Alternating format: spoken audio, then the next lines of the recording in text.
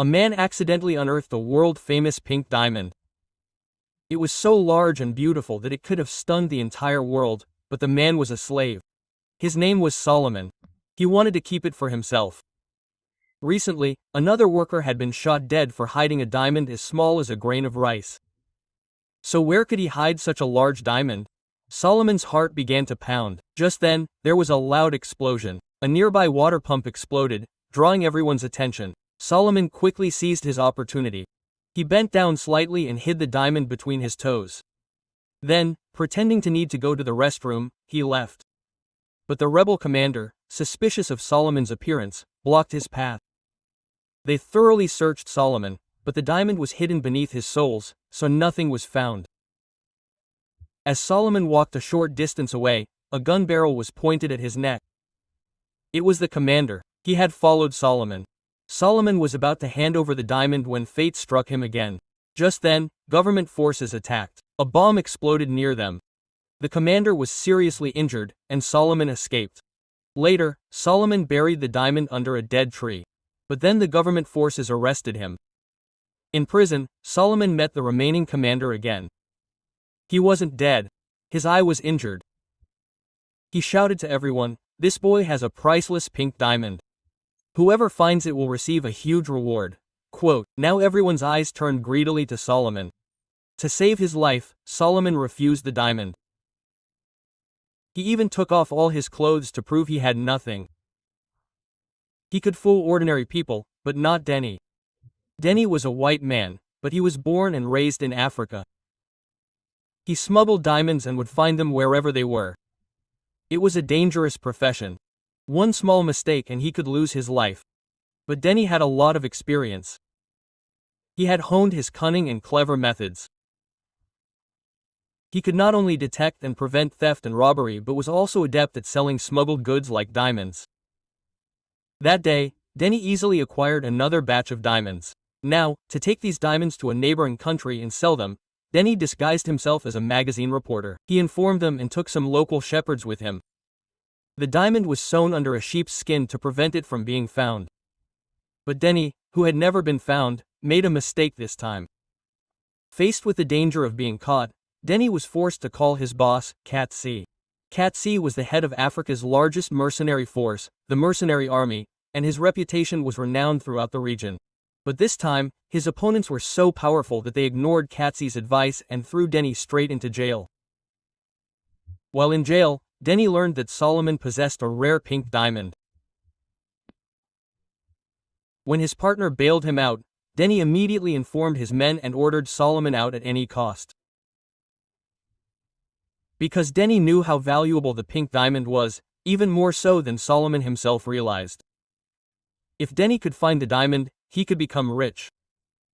He could break free from Cat C's control and leave Africa forever. After giving orders, Denny went to the hotel. Return. As soon as he entered the room, he pulled out his tooth with a knife. Inside the tooth was a diamond hidden, which he only took out at the last moment. After this, Denny went out to exchange money. At the same time, when a man sneaked into Denny's room, his companions also freed Solomon from jail. Upon release, they gave Solomon some money so that he would not go back to jail due to poverty. Solomon was very shocked, but he didn't think much of it, because at that time his only focus was on finding his family. In reality, Solomon was once a simple fisherman, living with his beloved wife and 3 children. Although life was simple, it was not peaceful. His son, Jel, was very disciplined, intelligent, and a good student. Every day, he woke up on time and walked 5 kilometers uphill to school. But one day, when Solomon went to pick up his son from school, a group of gun-wielding rebels suddenly appeared. These rebels were extremely cruel and ruthless. As soon as they entered the village, they opened fire on the civilians, including children. He started shooting. But even when these men killed, their eyes didn't blink, as if humanity had vanished. In the stampede, Solomon helped his wife and children escape, but he himself was captured. Initially, they threatened to cut off his hand, but then realized he was strong and powerful. So they sent him to work in a diamond mine. This is where the story begins. Meanwhile, after exchanging money, Denny went to a bar to eat. But his intention wasn't to have fun, but to meet the bar owner and order a pistol. During this time, he noticed a beautiful woman named Maddie. Initially, Denny intended to spend just one night with her. But after a short conversation, Denny learned that Maddie was a reporter and immediately realized that he was a diamond smuggler. Denny hated reporters, but Maddie persisted. She wanted Denny to give her information about the blood diamond trade and its biggest smuggler. Although Denny was attracted to the beautiful woman, she was still in love with her. He was fond of women, yet he wasn't willing to give any information to a stranger reporter. When Denny returned to the hotel and found his room in disarray, he realized that one of his colleagues had leaked the news of the pink diamond to Colonel Katsy. Denny knew that trust was priceless in this dangerous land. Yet, he was filled with anger. Just then, the man who had entered Denny's room appeared. On the surface, they appeared to be having a normal conversation, but deep inside, their intentions were different. Denny decided to go and speak to the colonel directly, and in a fit of rage, he punched the man hard in the face. Shortly after, Denny was invited to tea at the colonel's bungalow. Katsy, Africa's most prominent mercenary, smuggled diamonds and also worked on behalf of the government to suppress rebels. Meaning, he had become rich through war. For a man who cared only for money and looked down on everyone, how could he let go of a rare pink diamond? So he gave Denny a clear order: bring the diamond. If you do, I'll forgive all your past debts. Quote. The colonel knew Denny wanted to leave Africa. He picked up red soil from the ground and said, "This is your home. You can never leave Africa." Quote. Denny, who had lived with the colonel since childhood, knew his cruelty and cunning. So he suppressed his anger and focused on dealing with Solomon. But Solomon no longer trusted anyone. He repeatedly claimed he'd never seen a pink diamond. Therefore, Denny had to resort to tricks to buy time. That evening, Denny went to the bar again. The bar owner gave him the pistol he'd ordered and some shocking news: the rebels will attack here tomorrow. You better get out of here as soon as possible. Quote. At that very moment, Denny met Maddie again. The last time they had quarreled and separated, but this time they met as if they were lovers separated. The only difference was that Denny only desired sex. He was in the US, and Maddie only wanted information about the smuggling. Although the atmosphere was tense, neither Maddie nor Denny was willing to give in. In a fit of rage, Maddie launched a direct attack, saying she'd seen enough of these people who, for money, had no regard for human life. Denny was also no longer interested. But when he went to a bar for a drink, Maddie followed him and refused to let him go. This time, Denny didn't hold back, saying, "You think you're so great. You think you'll change Africa. In fact, you're part of the blood diamond trade. If American girls didn't want a wedding like Pertha's and a sparkling diamond, these diamonds wouldn't be so valuable. And no one would try to smuggle them in." Quote. Maddie replied, "Not every American girl wants a dream wedding. Just as not every African indulges in violence and bloodshed. Many people do good deeds every day, but she's not one of you." Quote. The two quarreled again and separated. The next day, the rebels they literally attacked the city. War broke out everywhere. Denny seized the opportunity to find Solomon and ask him to join them. The pink diamond had now become a threat, impossible to sell. But Solomon was focused solely on finding his family. Seeing this, Denny said, "If I'm gone, you'll have no chance of changing your fate or finding your family." Meanwhile, the rebels launched a fierce attack. While fleeing, Denny kept trying to reason with him, and Solomon, trembling, decided to join them. The war between the government and the rebels had begun. The government forces had no regard for the lives of civilians. Denny, an experienced fighter, shielded Solomon from the hail of bullets and took him to a dilapidated building. They tried to escape the city under cover of darkness. But 3 rebel soldiers were standing in the way. Denny planned for Solomon to pretend to be a rebel soldier, and Denny to be taken prisoner. When the enemy became a little careless, Denny quickly drew his gun and killed all 3. He also picked up a sniper rifle and shot a fleeing enemy. This was Solomon's first glimpse of their ruthlessness. The two then joined a group of refugees and reached a government-run camp. There, Denny met a male journalist and through him, he found Maddie. Denny offered a deal. "I'll give you information about diamond smuggling. In exchange, you'll give me your money." Quote. Use UN contacts to locate Solomon's family. Denny knew that to get the diamond, it was necessary to first gain Solomon's trust. Maddie understood that Denny was using her and that Solomon was definitely connected to the diamond, because a greedy man like Denny wouldn't help a poor fisherman without reason. However, as an honest reporter, she could ignore other things if it meant saving a life. Soon, Maddie learned that Solomon's family was in a refugee camp in Guinea. They arrived by helicopter, but the camp was over 1 million people. But God showed mercy, and Solomon found his wife and daughter. But his son, Dia, had been captured by the rebels. Solomon was devastated by this news.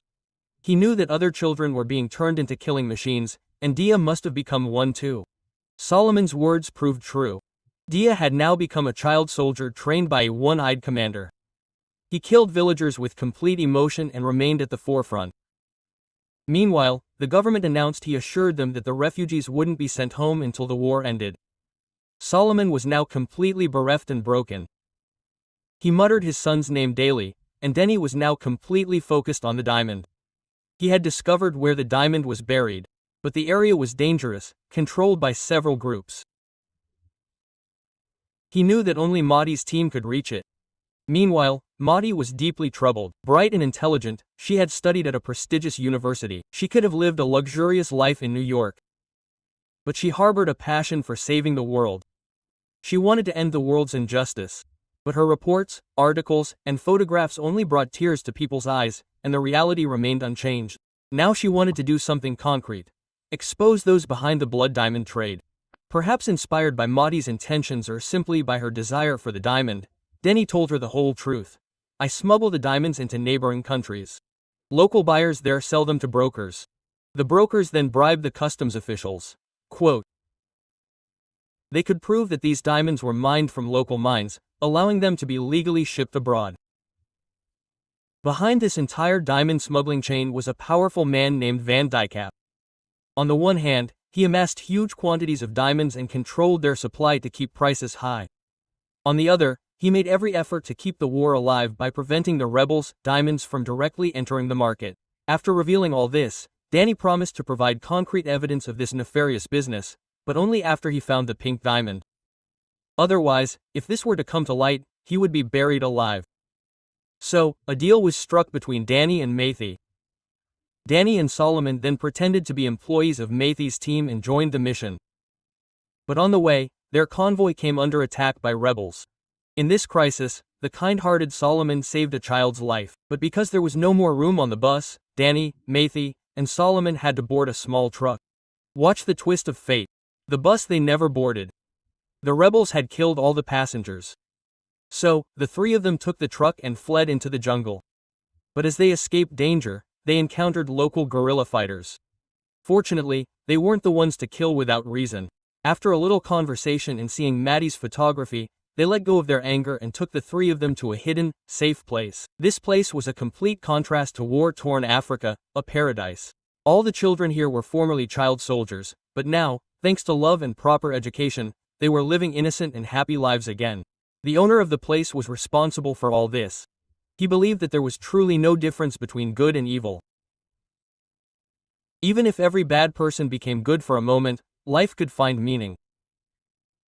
Denny listened carefully and thoughtfully. That evening, while the children were singing and Denny was under the influence of palm wine, a local liquor, he opened his heart to Maddie for the first time. He told him that he was a white man born in Africa. When he was 9 years old, his mother was killed, and his father was also beheaded.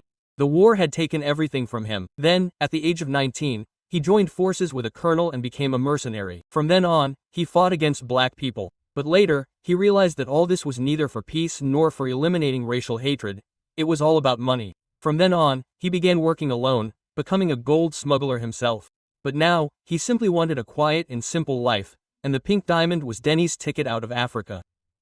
When Maddie saw the pained expression on Denny's face, she unconsciously grabbed his hand. Their hearts began to grow closer from that moment. The next day, the mansion's owner led the three of them to their destination, but on the way, they encountered the remaining army of child soldiers. The owner thought he would convince them with a peace talk. But the children had become emotional and harsh. They responded with gunfire. Denny immediately drew his gun and threatened them. Taking advantage of the children's fear, he drove the car and left. Meanwhile, the colonel's house was nearby. The mansion's owner was badly injured. So, Denny was forced to take him to the camp to save him. The good news was that the mansion's owner was expected to survive, and Maddie could safely escape with the refugees. But the bad news was that the colonel himself was preparing to lead his army to Kono, where the pink diamond was located, and he ordered Denny to accompany him. But Denny knew that if he went with the army, he wouldn't find even a speck of the diamond.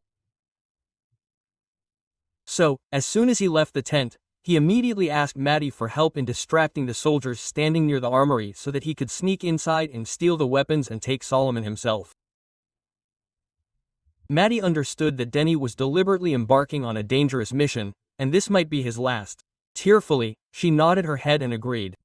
Denny even handed her the evidence so that even if he were killed in Kono, Maddie could still reveal the truth. With Maddie's help, Denny stole the weapons, and now the two had to part ways. After so many hardships and moments of sincerity, feelings had blossomed between them.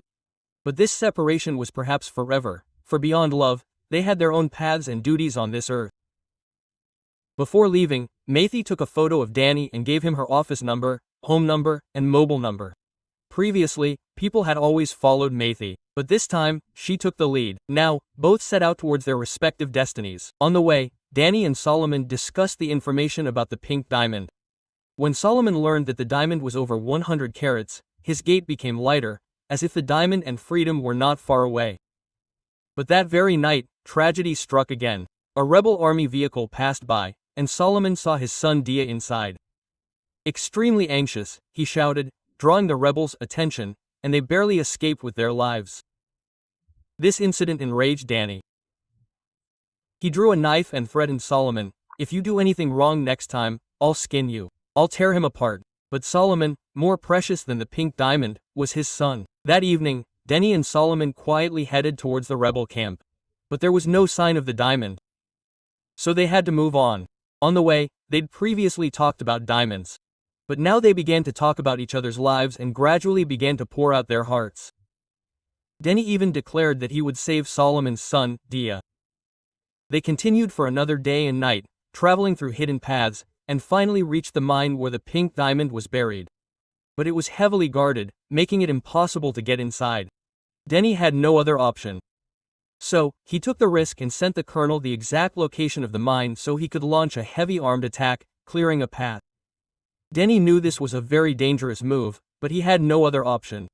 He simply needed a chance to retrieve the diamond and escape amidst the fighting. But Solomon sensed something was amiss, convinced his son, Dia, was inside. If the gunfire had broken out, he would have been horrified. If the war started, his son could be killed. So, that evening, while Danny was sleeping, Solomon sneaked into the rebel territory and found his son. But little did he know that his son didn't recognize him and instead mistook him for a traitor and captured him. When Danny learned of Solomon's disappearance, he followed him. But seeing the situation, he had to wait for the right moment. The next morning, the wounded rebel commander arrived and was delighted to see Solomon. He brandished an axe and threatened Solomon to hand over the pink diamond. In fact, the commander coveted the diamond as much as Danny, wanting to escape this hellish place. Solomon was about to hand over the diamond, but Danny, hiding, feared someone might get hold of it before him. Just then, the colonel's helicopter arrived, and gunfire and bombing erupted all around. The situation was chaotic and uncontrollable, but Danny's mind was clear. He knew that Solomon would reveal the diamond's location only if he saved Dia's life. He would tell. So, risking his own life, Denny saved Dia. Meanwhile, Solomon, on the other hand, saw an opportunity for revenge, crushing the one-eyed commander's head with an iron rod. Now, because the colonel's army possessed powerful weapons, the rebels were quickly routed. All eyes were once again on Solomon, and Solomon, realizing that the location of the diamond was his greatest strength, remained silent. He remained silent until the colonel threatened to split the diamond 60-40 if Denny could extract the location from Solomon, or else both would be killed. Only then did Denny bring Solomon's son, Denny, forward. Now, Solomon's weakness staring him in the face, Solomon was forced to agree. Then, everyone arrived at the site where the diamond was buried. But the ground had already been dug up and destroyed by the rebels. Nevertheless, Solomon forced himself to prepare and began digging. At this moment, both Denny and Solomon realized that as soon as the diamond was found, they would be found. They would find it, their lives were in danger. Denny suddenly asked a soldier nearby for a cigarette, but he refused. Solomon had now come to trust Denny. So he decided to risk his life and pretend he had found the diamond. "Denny, seizing the opportunity, killed the soldier, and Solomon attacked the colonel. Denny hid in the bushes, then suddenly returned and killed the colonel. Soon, Solomon indeed found the pink diamond. But during the fight, Denny was shot in the stomach. Suddenly, Dia stood before them with a gun. But Solomon spoke heartily to his son, whose humanity had not yet completely died. He finally relented. But as soon as the father and son met, the three were attacked again, and they had to flee. On the way, Denny demanded the diamond back and had already talked to his companion about booking a plane. But the plane had to land on the ridge of the mountain in front, and to reach there, they had to cross a 10-kilometer mountain path. Denny's breathing became heavy. Solomon told him to stop, but the enemy could follow at any moment, so they continued climbing faster. Soon, Denny collapsed, exhausted. Now, convinced he wouldn't survive long, he retrieved the pale pink diamond for which he had risked his life. But now, he had no time to exploit it. Although he knew that people would even sacrifice their lives for money and wealth, now that success was so close, he felt a little remorseful. Still, Denny gave Solomon the diamond. Denny not only gave him the diamond but also gave him Maddie's visiting card, telling him to call Maddie for help when he reached the capital. He also gave Solomon a gun and specifically warned him never to trust his companions. Just then, the enemy approached from behind. To give Solomon and his son time to escape, Denny single-handedly took up the gun and began the fight. He breathed a sigh of relief when he saw Solomon and his son had escaped. Then Denny called Maddie on a satellite phone, urging him to save Solomon and his son at all costs. Initially, Maddie was overjoyed. But as Denny's breathing grew heavier, Maddie sensed something was wrong, and his heart sank. Just then, a fellow helicopter flew overhead, but now, Denny held no remorse. He simply said, "This place is so beautiful, I wish you were here too." Quote, he was glad he'd told Maddie the true story so she could write it all in her article. Now, Maddie understood Denny's point. She cried, "I wish I were with you." But Denny said, "It's okay, I'm where I need to be." Quote, after hanging up, Denny picked up the blood-soaked dirt nearby, as if convinced the colonel was right. This was his fate. He'd tried so hard to escape, but in the end, he died where he was born. In the last rays of the sun, Denny peacefully closed his eyes, and a shining white line appeared on the dark earth. Sometime later, Solomon, with Maddie's help, transported the pink diamond to London. Through Maddie's plan, Solomon reached an agreement with the diamond trade's bigwigs, on the condition that they would help find Solomon's family. Solomon's family was eventually reunited, and Maddie recorded the entire diamond transaction. Later, using the evidence he had, Maddie exposed the dark truth of the blood diamond trade. Solomon also testified and told the world about the bloodshed in Africa. Finally, in May 2003, 40 countries signed the Kimberley Process Certification, which aims to prevent the trade of blood diamonds. Any diamond mined legally is packed in a secure container and must be accompanied by a Kimberley certificate. Only then can it be shipped to another country. If this is not the case, such diamonds are considered illegal. In reality, a diamond is simply a plain, transparent stone. However, human greed and the pursuit of material things have made it a symbol of purity, royalty, wealth, and power. And when people seek greater profits, the evil within humanity comes to the fore, leading to exploitation and bloodshed. International regulations may slow or stop this illegal trade, but they cannot curb human greed. Telling people to stop buying this sinful commodity is futile, because ambition lurks within the human heart. When diamonds no longer satisfy them, people will channel that greed into other things, such as buying expensive goods or engaging in immoral wrongdoings. Therefore, we don't need to oppose anything, as it is neither right nor wrong. What we need is to understand ourselves. We must understand our relationship with the world. We must compromise with our desires, our appearances, and our conscience. Because the real truth isn't a blood-stained diamond, but human greed and its insatiable desire. This concludes today's story. Thanks for watching. How did you like the film? Please let us know by leaving a comment below.